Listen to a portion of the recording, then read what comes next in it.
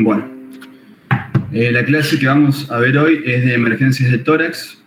Vamos a ver sobre todo lo que es el tromboembolismo pulmonar y algunas otras cosas que son frecuentes de ver en la guardia, como causas infecciosas, inflamatorias y otras cosas que generalmente vemos cuando estamos de guardia, ¿sí?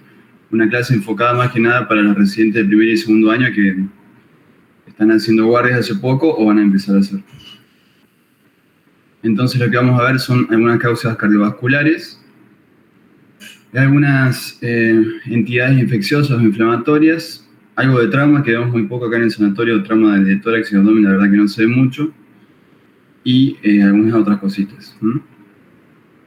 Bueno, para los residentes, sobre todo de primero, vamos a hacer una introducción chiquita a lo que es en la tomografía computada. En la semiología, esto es lobulillo secundario, ¿sí? El lobulillo secundario es esto que vemos acá, son estos poliedros, ¿sí?, que miden hasta 2 centímetros, 15 milímetros. En estos poliedros, las rayas que se ven acá de color amarillo, ¿sí?, representan los septos interlobulillares. Y cuando hablamos de que hay una enfermedad que afecta el intersticio, nos referimos a que afecta a esto, ¿sí? Esta estructura que se ve en amarillo acá son los septos interlobulillares, o sea que separan un lobulillo del otro, ¿sí? Adentro del lobulillo que tenemos una arteriola y un bronquiolo. Y lo que va entre los septos interlobulillares generalmente son los linfáticos y las venas. Entonces la patología puede afectar una estructura o la otra, o lo más frecuente es que afecte las dos cosas, ¿sí? Tanto el intersticio como el espacio alveolar. Entonces cuando hablamos de que hay una enfermedad intersticial, como les digo, afecta ese intersticio, ¿sí? O el peribroncovascular, que es un intersticio más grande, o el subpleural, ¿sí? Y cuando hablamos de que hay ocupación alveolar o enfermedad del espacio aéreo, nos referimos que afecta esta zona de acá. Sí, pero como les digo, la mayoría de las veces las enfermedades o patologías afectan ambos componentes. Este es un caso, por ejemplo, donde vemos todas estas estructuras poliédricas que se ven acá en la periferia, engrosadas son los septos interlobulillares. Entonces este sería un patrón reticular, ¿sí? Todas estas linitas son los septos engrosados, y los septos se pueden engrosar por muchas causas, por ejemplo, que haya líquido, edema, en el caso, por ejemplo, del edema agudo de pulmón, que haya células, en el caso de tumores o proteínas, etc. Entonces, nunca se tienen que ver acá en la periferia del pulmón, ¿sí? Si lo vemos acá en la periferia es patológico, y esto es el lobulillo secundario, y estas linitas son los septos interlobulillares. Para que quede un poco claro antes de hablar de la patología en sí. Bueno, respecto al tromboembolismo pulmonar, ¿sí?, se asocia generalmente con signos clásicos de TBP, de trombosis venosa profunda. Recordemos que ambas enfermedades forman parte de un mismo espectro, que es la enfermedad tromboembólica venosa. Los pacientes generalmente tienen asimetría de los miembros inferiores por el edema. Podemos ver venas superficiales colaterales prominentes, y a nivel torácico o pulmonar o cardiovascular, los pacientes pueden tener disnea, pueden tener taquicardia, pueden tener un dolor del tipo pleurítico o pueden tener hemoptisis. ¿Cuáles son los métodos de imágenes que usamos para evaluar el tromboembolismo? La radiografía de tórax, que como vamos a ver, tiene una sensibilidad y especificidad muy bajas, ¿sí? El ecocardiograma, sobre todo para evaluar signos de hipertensión pulmonar, la gammagrafía, la tomografía computada con angio-TC, angio de arterias pulmonares, que es el método hoy por hoy gold estándar y desplazó la angiografía convencional o la angiografía digital, y la resonancia magnética, que también nos sirve para ver sobre todo la causa de hipertensión pulmonar, o las consecuencias, mejor dicho, y para evaluar la función cardíaca. Bueno, respecto a la radiografía de tórax, como dijimos, tiene una sensibilidad y especificidad muy baja, de 33 y 59% más o menos. Generalmente lo que vemos, las placas que son normales, no vemos grandes alteraciones. Podemos ver atelectasias, podemos ver derrame pleural, podemos ver el signo de Westermarck, que es la oligoemia o la radiolucidez de algún segmento pulmonar. La jornada de Hampton, que es una opacidad triangular periférica con base pleural que representa un infarto pulmonar. El signo de Fleischner, que es la arteria prominente, y generalmente las arterias pulmonares derecha e izquierda miden entre 18 y 17 milímetros. Cuando vemos que mide más de esto, es un signo indirecto de un tromboembolismo o de hipertensión pulmonar, ¿sí? El signo de Nuckel, que es la amputación de la arteria pulmonar. Entonces vemos, por ejemplo, en esta placa de tórax, ¿sí?, donde vemos que hay un agrandamiento de la silueta cardíaca y vemos esta opacidad acá oval, esta topografía de la arteria lobar derecha, ¿sí?, que representa la arteria pulmonar que está bien dilatada. Vemos otro caso parecido, esta prominencia de la arteria pulmonar lobar derecha, y vemos esta opacidad triangular acá. Cuando vemos la tomografía, vemos que tiene contraste endovenoso. Es una ventana más que nada para ver el parénquima pulmonar, o una ventana media, que no vemos ni tanto el mediastino ni el pulmón, pero vemos esta opacidad triangular con base pleural, ¿sí?, que representa el infarto, y vemos como hay un trombo acá en una rama subsegmentaria, ¿sí? Entonces esto es un TEP con un infarto pulmonar.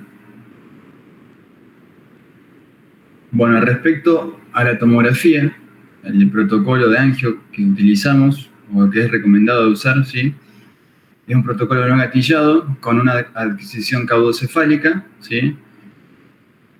Se trata de que el ROI quede en la arteria pulmonar, ¿sí?, y hay que poner un threshold, un umbral de 100 Hanfield para que el estudio empiece a adquirir, el tomógrafo empiece a adquirir el estudio cuando llegue a este umbral, ¿sí? Generalmente demora unos segunditos más. El volumen tiene que ser de 80 a 100 mililitros, ¿sí?, no menos, para evitar artefactos como el que les voy a mostrar un poquito más adelante. Y la tasa de inyección del contraste tiene que ser muy alta, ¿sí? El contraste tiene que llegar mucho y todo junto, ¿sí? No sirve que llegue mucho contraste y con un flujo de 3,5 de 3, porque pasa mucho contraste en la circulación sistémica. Y hay que evitar las maniobras de Valsalva, es decir, las maniobras de presión, que aumenta la presión intratorácica. No hay mucho respecto a los protocolos para realizar el protocolo de angio TC pulmonar. Este es un estudio de un artículo del 2018, donde, bueno, les dice más o menos lo que les dije recién. Hay que poner el ROI en la arteria pulmonar. El threshold, el umbral, son de 100 Hanfield para que empiece a adquirir las imágenes. Y fíjense que le ponen entre 60 a 150 mililitros de contraste endovenoso a un flujo de 5 mililitros segundo, ¿sí? Incluso se habla de poner hasta 6 mililitros segundo el flujo de contraste para tener buenas imágenes, ¿no? Acá no importa tanto que pase contraste en la circulación sistémica. Si hay contraste en la aorta, no importa. Está bien, el estudio también. De hecho, en algunos lugares se hace lo que se llama el triple descarte, que es para ver las coronarias, la aorta y la arteria pulmonar, ¿sí? Y queda todo contrastado. Lo importante acá es que haya contraste tanto en las ramas centrales como en las bien periféricas o subsegmentarias de la arteria pulmonar. Vemos, por ejemplo, esto es un artefacto que a veces vemos en el Scout. Tenemos puesto el ROI en la arteria pulmonar y vemos que la arteria pulmonar está pintada, y después que se adquirieron las imágenes, vemos que no tenemos nada de contraste en la arteria pulmonar, ¿sí? Está todo de contraste en la aorta, en el ventrículo izquierdo. Esto es lo que pasa a veces cuando ponemos poco volumen de contraste, ¿sí? Con las variaciones de la presión, ¿sí? Esto se llama interrupción transitoria del vuelo de contraste. Con la interrupción, o por ejemplo con la maniobra de Valsalva, o cuando aumenta la presión intratorácica negativa, con una inspiración muy profunda, por ejemplo, una inspiración forzada, o lo que pasa en las embarazadas, ¿sí? Donde tienen un aumento de la presión intraabdominal, el contraste puede ser chupado, ¿sí?, hacia la vena cava superior, ¿sí? Entonces nos encontramos con esto, que no tenemos contraste en la arteria pulmonar, a pesar de que vimos con el ROI de que sí había, ¿no? Entonces lo que se puede hacer para evitar esto es hacer directamente en una apnea el estudio, o hacerlo en expiración, en el caso de que hagamos este artefacto, y como les digo, tratar de poner una buena cantidad de contraste y no poner 40 o 50 mililitros de contraste. Por ejemplo, en una paciente embarazada, lo que se puede hacer es aumentar la velocidad del flujo de contraste hasta 6 mililitros por segundo, aumentar el volumen hasta 95 mililitros, usar la técnica de rastreo de bolo y evitar la inspiración forzada, ¿sí? Hacer el estudio en apnea o en expiración. Bueno, ¿qué signos podemos ver en el tromboembolismo pulmonar en la tomografía? Los signos directos son los defectos de llenado, que pueden ser parciales o completos, el signo del anillo, el signo de la vía del tren cuando agarramos en cierto eje el trombo, y la pérdida abrupta de la visualización del vaso. Los defectos de llenado generalmente son centrales cuando son agudos los trombos. En agudo también la arteria generalmente está dilatada, ¿sí? En cambio en la embolia más crónica, los trombos suelen ser periféricos, ¿sí? Están como pegados a la pared, están endotelizados, bien pegaditos a la pared, o podemos ver tabiques fibrosos, y las arterias generalmente son de calibre menor. Entonces es un signo que nos orienta para saber si es agudo o crónico el tromboembolismo. Vamos a ver algunos ejemplos. Vemos acá en este caso, recordemos también cuando es central y periférico. Es central cuando afecta ramas de primer y segundo orden, ¿sí? Cuando afecta ramas más distales o periféricas, ya hablamos de tromboembolismo periférico, ¿sí? Entonces vemos acá, ¿sí?, con las arterias pulmonares, estos defectos de relleno centrales, y vemos que está bien dilatada la arteria, y vemos que igualmente hay contraste alrededor del trombo, ¿sí? Esto es lo que se llama, como les dije, el signo del anillo, el signo de la diana, ¿sí? El trombo de ubicación central, de agudo, y todo el contraste que lo rodea. No es totalmente oclusivo, hay un poco de luz permeable. Por lo menos a este nivel, quizás distal, esté totalmente tapado el vaso. Y esto es cuando agarramos nuestro plano de corte, el signo del tranvía o del rey. Vemos también el trombo de ubicación central y vemos el contraste en la periferia. Generalmente tiene bordes agudos el trombo en relación a la luz de vaso en el TEP agudo, y en el crónico tiene unos ángulos más obtusos. Acá solamente vamos a hablar de agudo. Otro caso, vemos el trombo, el gran trombo TEPA central, ¿sí?, ubicado acá en la rama derecha de la arteria pulmonar. Y vemos también más hacia distal, como hay varios trombos, varios defectos de relleno en varias arterias subsegmentarias, tanto del lado derecho como del lado izquierdo. Esto es un TEPA central y periférico. Sí, acá hay algunos otros signos que vamos a ver más adelante, pero por ejemplo, la arteria pulmonar, el tronco de la arteria pulmonar nunca tiene que tener ni el mismo tamaño ni ser mayor que la aorta ascendente, a menos que la aorta esté aneurismática, ¿no? Cortes coronales, ¿sí?, gran trombo en la rama derecha de la arteria pulmonar y muchos trombos a nivel subsegmentario. Y vemos acá en la ventana de parénquima cómo está esta opacidad triangular, ¿sí?, que representa un infarto. Ya les voy a decir cómo más o menos diferenciar un infarto de una atelectasia de una condensación de otro tipo. Y los signos indirectos que tenemos en el tromboembolismo son el trombo hiperdenso sin el contraste endovenoso, el patrón o perfusión en mosaico, la hemorragia pulmonar, los infartos pulmonares, oligoemia regional, que sería un poco parecido al patrón de mosaico, la condensación sin irrigación, signos de hipertensión pulmonar y las atelectasias del derrame pleural. Los infartos pulmonares son condensaciones que no realzan con el contraste y que tienen en interior imágenes de aire, como una imagen granulada o irregular en el interior, ¿sí? Esto es algo que nunca va a tener una condensación, por ejemplo, por una neumonía, a menos que sea una neumonía necrótica o esté oxidada. Y la atelectasia, en relación al infarto pulmonar, la atelectasia realza con el contraste. Cuando le ponemos contraste, el infarto pulmonar no realza. Entonces, vemos otro caso, gran dilatación de la arteria pulmonar. La arteria pulmonar tiene que medir menos de 3 centímetros. Se habla de que más o menos tiene que medir, ahora con unos valores más o menos actualizados, más de 31,5 milímetros es un signo de hipertensión pulmonar, pero nunca tiene que ser mayor ni de igual tamaño que la aorta ascendente a este nivel, ¿sí? Tromboembolia pulmonar central bilateral, vemos estos grandes trombos a nivel de las ramas derecha e izquierda. Vemos trombos a nivel de la periferia también, derrame pleural. Estos son algunos signos de hipertensión pulmonar o de sobrecarga derecha, ¿sí? Está aumentado el ventrículo derecho, está rectificado el tabique interventricular o el septum interventricular, el ventrículo izquierdo adquiere esta forma de D. El ventrículo izquierdo siempre tiene que abombar hacia el ventrículo derecho y no al revés, ¿no? A medida que aumenta la presión y la insuficiencia cardíaca del lado derecho, esto se empieza a bombar hacia el lado contrario, ¿sí? Hacia el ventrículo izquierdo. Vemos también como hay muchos defectos de relleno a nivel de arterias subsegmentarias. Esto es un caso de la literatura, vemos el trombo, ¿sí? Y vemos estas imágenes que les decía, un infarto pulmonar, no realzan con el contraste y tienen como esta imagen granulada adentro, o imágenes como que son como puntitos de aire, que si lo vemos por ahí en la ventana pulmonar también lo vemos un poco mejor, esos puntitos de aire, la condensación y todo este vidrio esmerilado que lo rodea que representa áreas de hemorragia. Realmente la hemorragia se da por reperfusión y nos da esta especie de signo del halo con la hemorragia alveolar.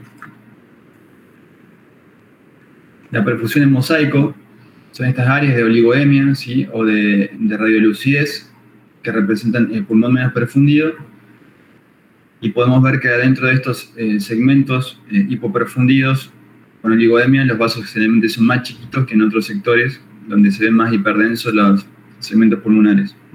Esto es por oligoemia y hay que diferenciarlo de lo que es el atrapamiento aéreo que se da en enfermedades de la vía aérea.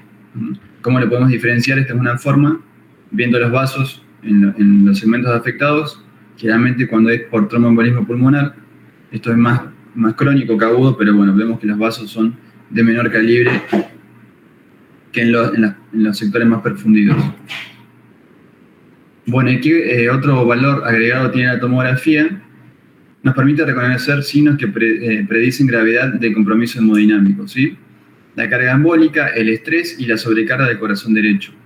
La carga embólica generalmente no se mide, es algo muy tedioso, pero bueno, la sobrecarga del corazón derecho es algo que podemos objetivar de una forma bastante simple. El ventrículo izquierdo, el diámetro generalmente en la tomografía no gatillada es de 4 centímetros, el ventrículo izquierdo o más, de 4 o más, y el ventrículo derecho es de 4 hacia abajo, ¿sí? Cuando tenemos un índice ventrículo derecho, ventrículo izquierdo mayor a 1, predice la mortalidad temprana, ¿sí? Y otro indicador es el grosor, la hipertrofia de la pared del ventrículo derecho, que tiene que ser menor de 4 milímetros. Como dijimos también, el aumento del diámetro del tronco de la arteria pulmonar, ¿sí? Mayor a 3 centímetros, lo normal es que mida menos de 3 centímetros. El desplazamiento a la izquierda del septo interventricular, lo que les mostré recién, el flujo de contraste a la vena cava inferior. Son todos signos de compromiso hemodinámico sobre carga del corazón derecho. Un caso nuestro, un TEPA central, bilateral, el trombo en silla de montar, vemos cómo atraviesa de un lado al otro de las arterias pulmonares principales. Vemos la dilatación de la arteria pulmonar, ya así a simple vista vemos que es más grande que la aorta ascendente. Vemos, si sacamos la relación BD-BI, acá seguramente es de más de 1, vemos que el ventrículo derecho es más grande, está rectificado del septo interventricular. El ventrículo izquierdo tiene esa morfología que parece una D. Vemos los trombos en la periferia, en ramas subsegmentarias. Sí, esto es un corte a nivel del abdomen, reflujo en la vena cava inferior, reflujo de contraste en las venas suprahepáticas. Y vemos también cómo hay trombos a nivel de la periferia. Otro caso, TEPA central, ¿sí? Dilatación de la arteria pulmonar. Y a veces los trombos también pueden venir de cavidades cardíacas derechas. Eso también es una fuente embolígena para hacer un tromboembolismo pulmonar. ¿Cuáles son los posibles errores diagnósticos que nos pueden hacer confundir un trombo con otra cosa? Los ganglios, por ejemplo, las venas pulmonares nos pueden confundir, los impactos bronquiales, los movimientos respiratorios o cardíacos, la mala opacificación, lo que les dije hace un rato, la interrupción transitoria del vuelo de contraste, que no solamente lo podemos ver en las arterias de gran calibre, sino también en las arterias distales periféricas. A veces puede no llegar bien el contraste, y eso es lo que pasa cuando ponemos abajo flujo de contraste, ¿no? Y con poca cantidad. y defectos de volumen parcial, ¿sí? Ganglios, por ejemplo, en este caso con adenopatías pariliares. Bueno, ¿cómo reconocemos esto? Tenemos que más o menos conocer la anatomía y nos fijamos en todos los planos de corte para ver si el defecto o lo que vemos, esa imagen que puede parecer un trombo, realmente está dentro de la arteria o está por afuera, ¿sí? Si está por afuera, generalmente puede ser una adenopatía o un ganglio. Pero para eso es útil fijarse en todos los planos de corte. Las arterias y las venas también nos pueden hacer confundir. ¿Cómo las reconocemos? Las venas, generalmente, recordemos, como les dije, en el loburillo secundario, van entre los septos interloburillares y ya cuando se hacen más grandes, se ubican, bueno, está bien adyacente a las arterias, pero la arteria siempre va acompañada del bronquio, ¿sí? En cambio, la vena nunca va acompañada del bronquio. Entonces, eso nos puede ayudar a diferenciar si lo que estamos viendo, el vaso no posificado que vemos, es una arteria o una vena, ¿sí? Recuerden, la arteria siempre está acompañada del bronquio. Y los tapones mucosos, vemos en la imagen de arriba como vemos un defecto de relleno que nos puede hacer pensar que puede ser un trombo, un trombo dentro de un vasito subsegmentario, y cuando vemos la ventana de parénquima vemos que hay un bronquio que está engrosado y lo que está adyacente también es un bronquio pero tapado con muco, ¿sí? Es un tapón mucoso, entonces no debemos confundir eso con un trombo dentro de una arteria. Esto es un artículo que les recomiendo que vean en algún momento, otras causas de embolismo pulmonar, pero no trombóticos. Estas son embolias sépticas. Las embolias sépticas dan estas imágenes periféricas, estos nódulos cavitados, generalmente en la periferia del pulmón, en los sectores basales. Generalmente se dan adictos a drogas intravenosas, ¿sí? Y el agente causal más frecuente es el estafilococo. Hay otros también, la Klebsiella, la Pseudomonas, pero bueno, cuando vemos estas imágenes bien periféricas, cavitadas, o a veces pueden tener el signo del halo, pensemos que pueden ser una estafilococcemia o una embolia séptica. Otras causas de embolia pulmonar pueden ser, por ejemplo, la embolia grasa, ¿sí? En la embolia grasa generalmente no vamos a ver el trombo con grasa adentro, a menos que sea un trombo muy grande, macroscópico, ¿sí? Generalmente lo que vemos es esto, un patrón muy parecido a un distrés respiratorio, vemos condensaciones, derrame pleural, ¿sí? Vidrio esmerilado. Todo esto que vemos acá, ¿sí? Son áreas de opacidades que son condensaciones y vidrio esmerilado, las dos cosas. Esto es más que nada vidrio esmerilado. En el vidrio esmerilado vemos los vasitos que están atrás de la opacidad, en el cambio en la condensación, como por ejemplo esta, no vemos los vasos atrás, ¿sí?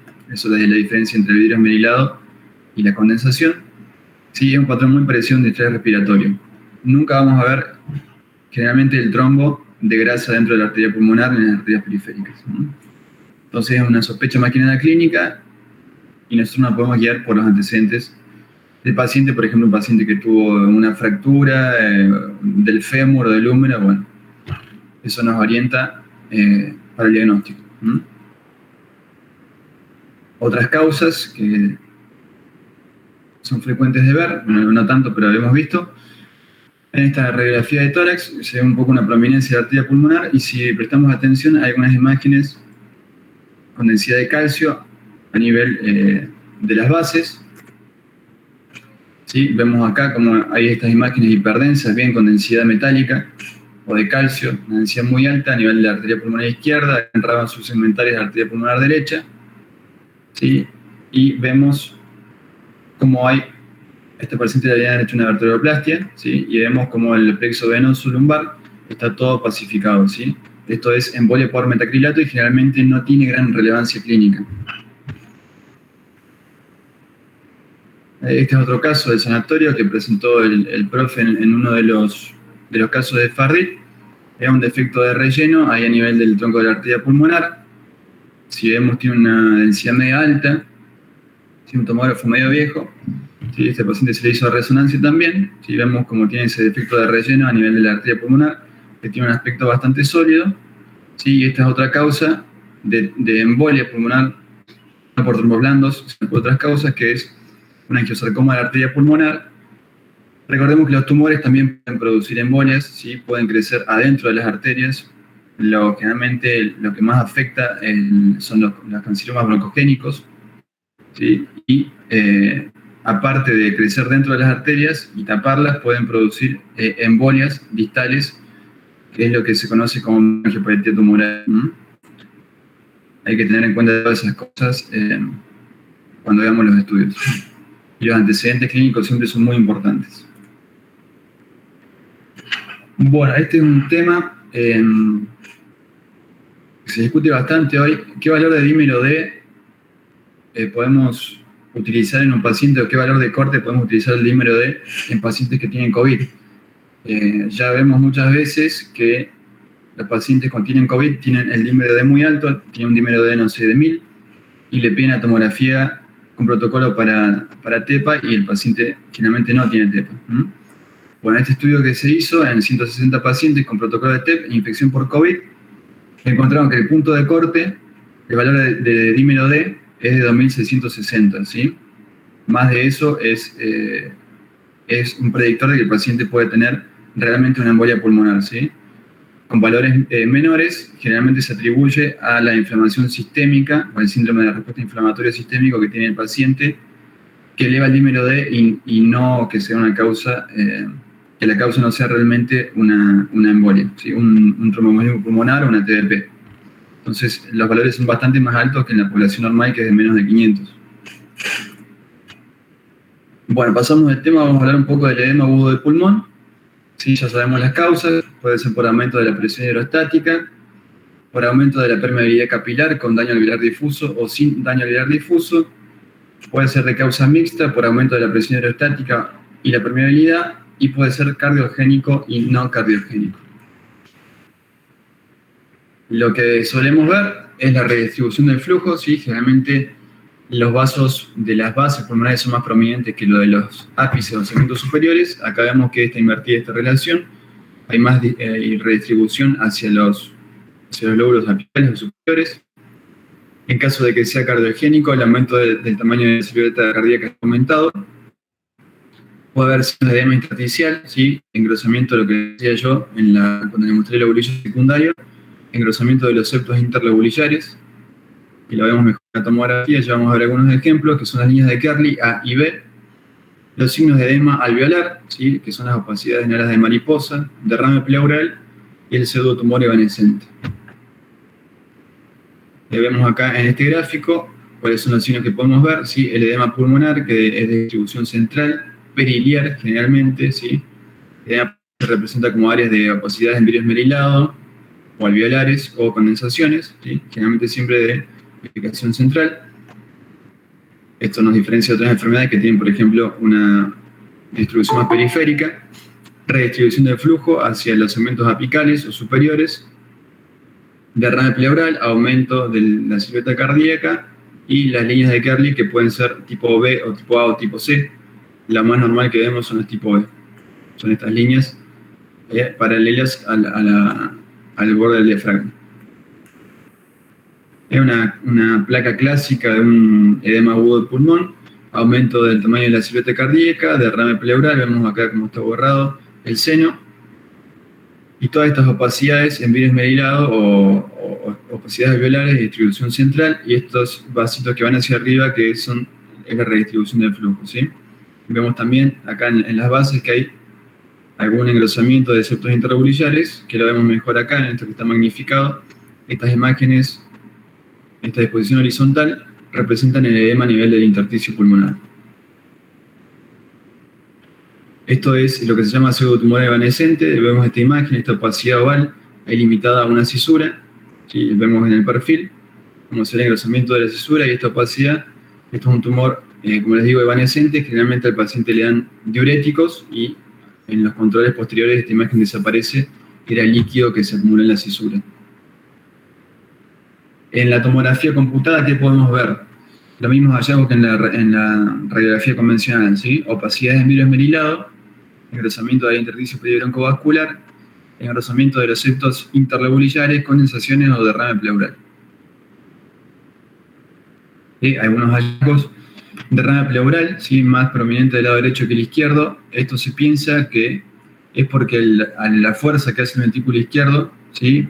Hace que no se acumule tanto derrame pleural del lado izquierdo que el derecho, ¿no? Generalmente por eso vemos más derrame pleural siempre del lado derecho. Opacidad en vidrio esmerilado, vemos como hay este aumento de la opacidad del espacio aéreo.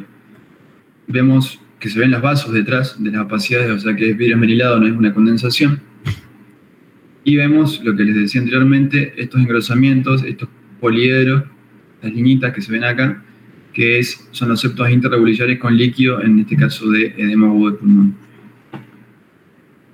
Una ventana mediastino de gran dilatación de cavidades cardíacas, derrame pleural, siempre más importante del lado derecho. Corte coronal, muy parecido a la placa, todas estas opacidades centrales periliares en vidrio esmerilado, ¿sí? Con esta distribución en alas de mariposa o en alas de murciélago.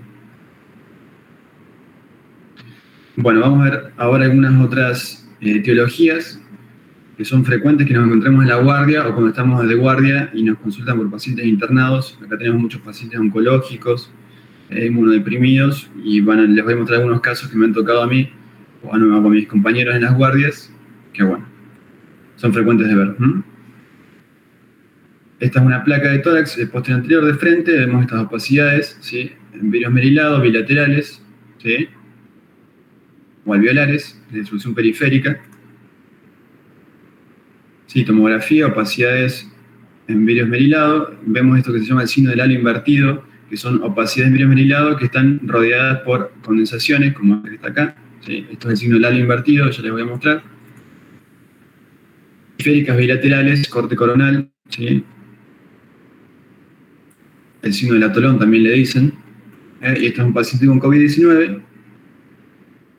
Para repasar un poco cuáles son los hallazgos, generalmente lo que vemos son opacidades en vidrio esmerilado, bilaterales, hasta un 88%. ¿Sí?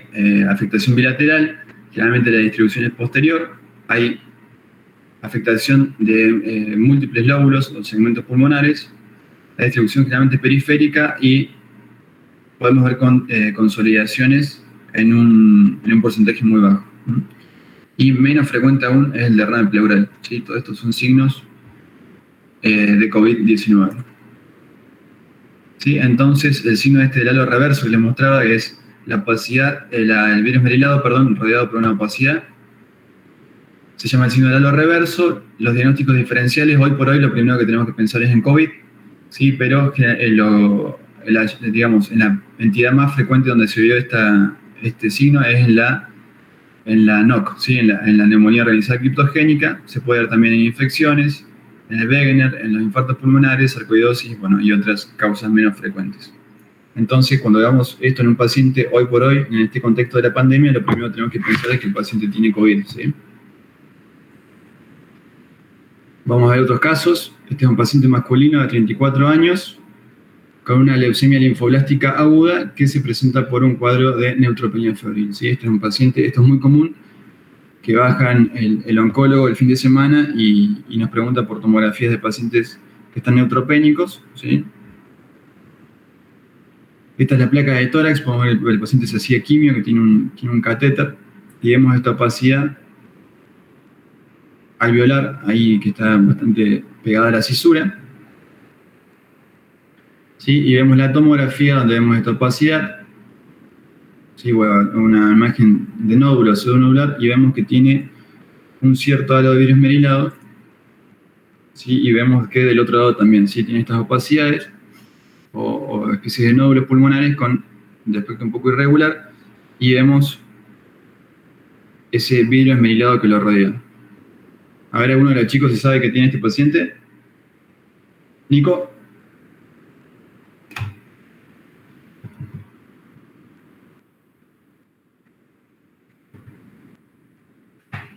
¿O Claudio?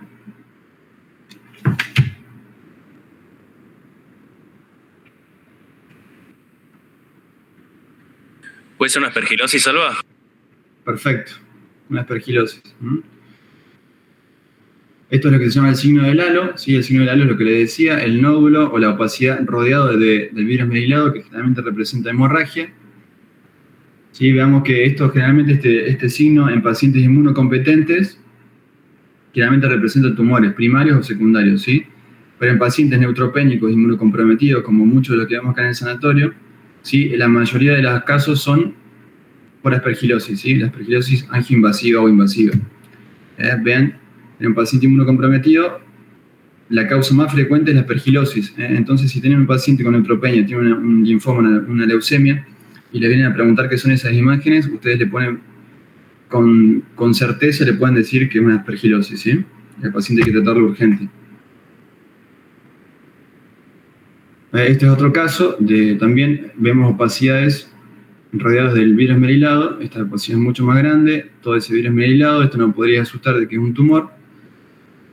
Podríamos pensar perfectamente que es un tumor, raro que sea así bilateral y que tenga tantos focos, pero bueno, esto era un Wegener, ¿sí? Una vasculitis también nos puede dar estas imágenes. Este es un paciente masculino de 25 años con HIV, con tratamiento para sífilis. Vemos la placa, ¿sí? Como vemos todas estas opacidades alveolares o en virus esmerilado, bilaterales difusas, ¿sí? Con un poco más de predominio en las bases. Vemos que tiene un poco de broncograma aéreo también, pero vemos en general que los pulmones tienen una densidad, una opacidad muy aumentada bilateral, ¿sí? Vemos acá la tomografía en este corte axial con ventana de pulmón. Todo este virus esmerilado, ¿sí? Algunas áreas por ahí un poquito más de condensación, ¿sí? Acá en las bases sobre todo, pero en general vemos como hay un aumento difuso de la opacidad de los pulmones, ¿sí? En el corte coronal vemos que no hay una distribución ni superior ni inferior, es bastante, como les digo, difuso de la afectación. Ahora este paciente, si se les ocurre que puede tener, paciente con HIV,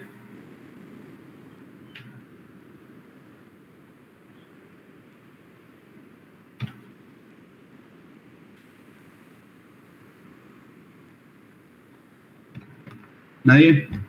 ¿Neumocitosis? Neumocitis, sí, güey. Exactamente. Bueno, esto es una hemocistosis, ¿sí? Una hemocitis.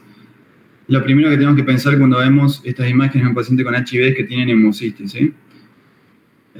Otra entidad que te puede producir unas imágenes parecidas, por ejemplo, la anemia, ¿sí?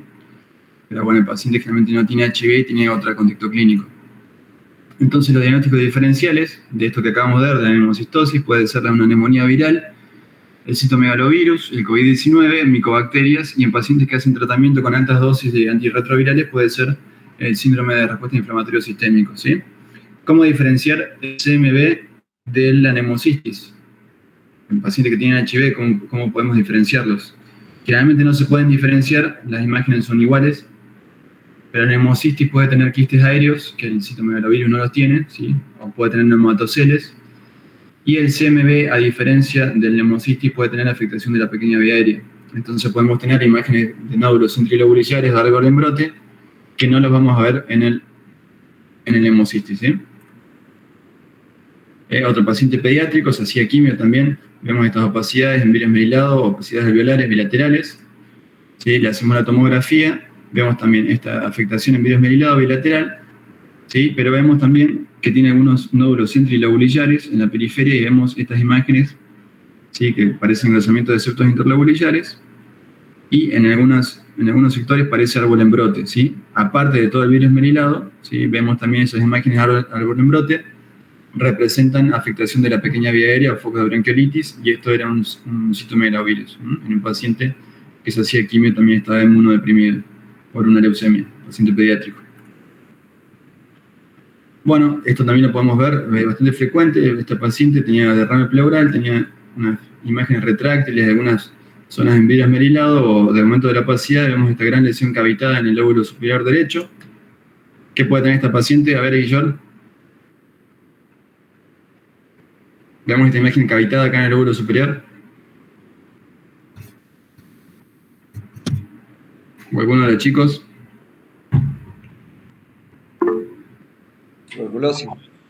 Tuberculosis podría ser una opción, ¿sí? Tomografía, una lesión cavitada grande, sí, paredes gruesas. Vemos toda esta opacidad que tiene regando toda esta cavitación. ¿Sí? Y ¿se acuerdan que le había dicho de los infartos que tienen estas imágenes? ¿Sí? Que son como granuladas, que parecen como migas adentro de aire. ¿Sí? Viene en el lóbulo superior.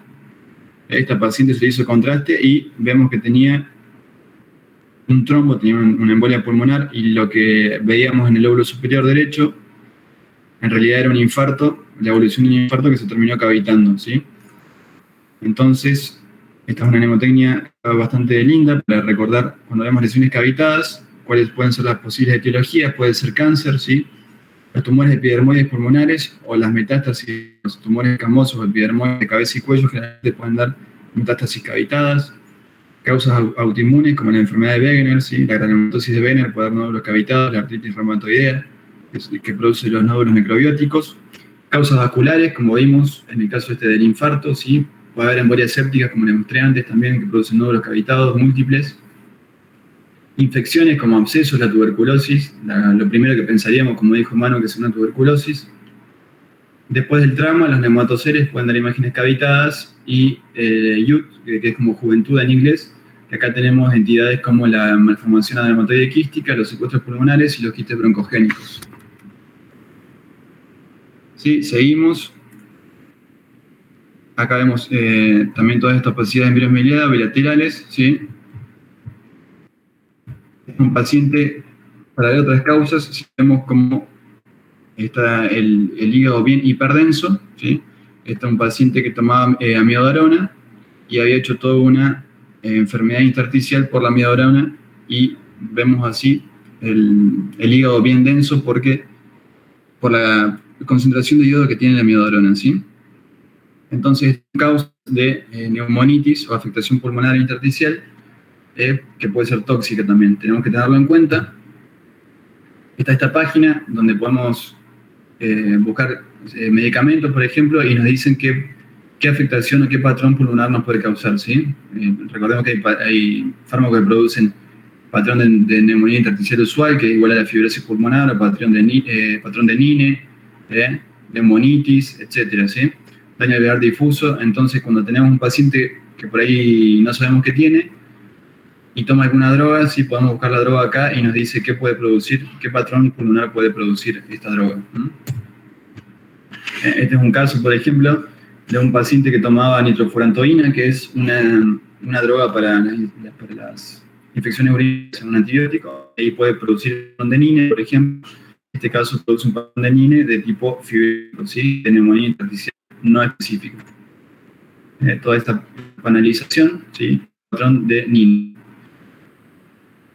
Bueno, y para terminar, un poco de trauma, ¿sí? Que no vemos mucho acá, como les dije antes, vemos poco trauma de tórax y abdomen. Lo que podemos encontrar a nivel de la pared torácica son fracturas costales, el valer costal, los hematomas de pared, laceración del diafragma, fracturas de huesos como el escápula y el esternón, fracturas vertebrales. A nivel del espacio pleural podemos encontrar neumotórax, hemotórax, quilotórax.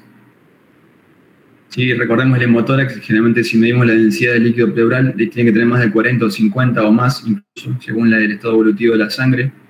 Quilotórax, ¿sí? Cuando se rompe algún conducto linfático o el gran vaso linfático, el conducto del quilo, la densidad generalmente es densidad más parecida a la grasa, ¿sí? Menos de 0 Hz para abajo.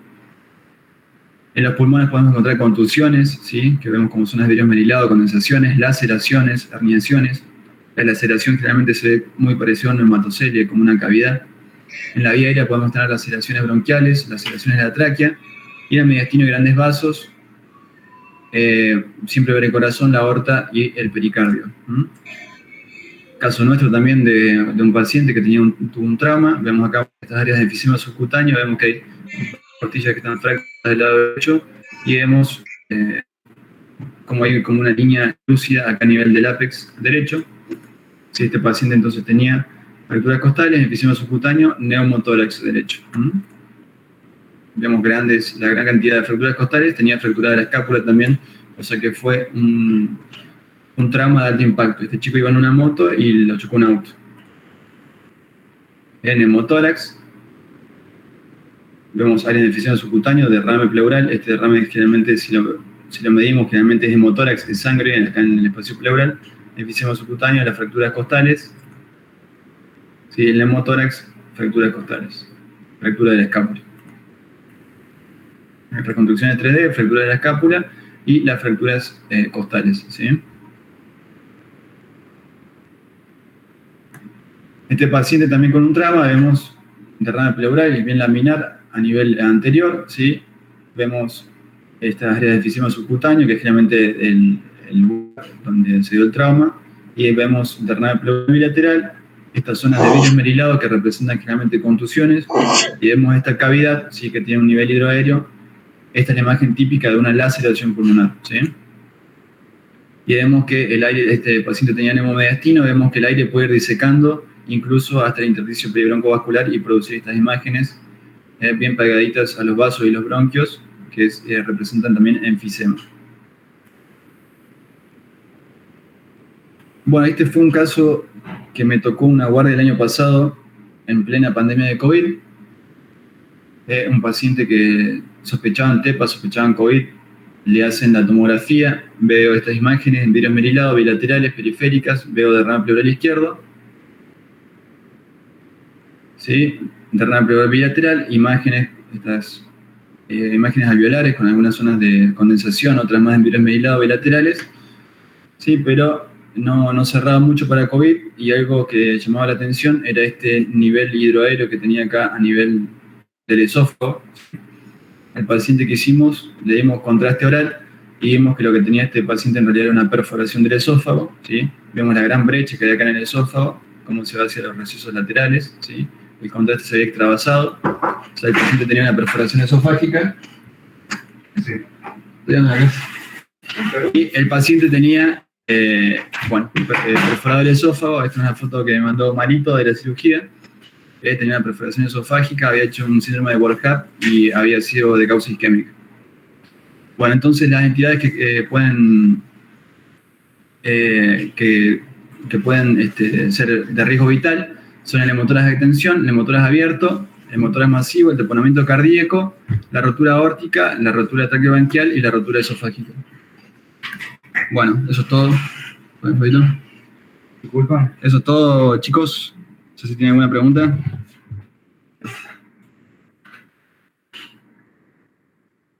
Muy bueno, Salva. Espectacular. Gracias. Bueno, Bueno.